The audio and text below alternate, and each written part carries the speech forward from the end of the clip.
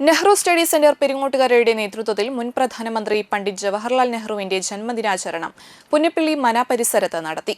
പുഷ്പാർച്ചനയോടെ ആരംഭിച്ച ജന്മദിനാചരണം study centre convener Raman Namboothiri ഉദ്ഘാടനം ചെയ്തു. Study centre chairman Anto Thorayan അധ്യക്ഷത വഹിച്ചു.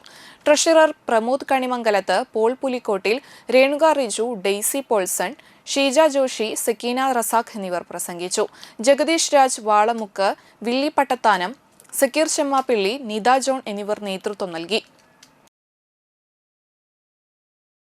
കുട്ടികളുടെ എല്ലാം ചാച്ചാജി എന്ന് പറയുന്ന നെഹ്റുവിനെ നമുക്ക് ഇവിടെ നിന്ന് ഓർമ്മിപ്പിക്കുവാൻ കിട്ടിയ ഈ സുദിനത്തിൽ നമ്മളെല്ലാവരും ഒന്ന് ഓർക്കേണ്ടതാണ്. നെഹ്റു എന്ന പദത്തെ മാത്രം എല്ലാവരും പുറന്തള്ളിക്കൊണ്ട് അതും ആ പ്രയോഗം തന്നെ പാടില്ല എന്നുള്ള ഒരു പുതിയൊരു ഉത്തരവ് ഇറക്കിക്കൊണ്ടാണ് ഇപ്പോഴത്തെ ഗവൺമെൻറ് നമ്മളെ തടവിലാക്കിക്കൊണ്ട് നിർത്തിയിരിക്കുന്നത്. അതുകൊണ്ട് നമ്മൾ അതിനെയെല്ലാം പൂർണ്ണമായി തള്ളിക്കളഞ്ഞുകൊണ്ട് നമുക്ക് നെഹ്റു ഇല്ലെങ്കിൽ ഇവിടെ ശിശുദിനമില്ല.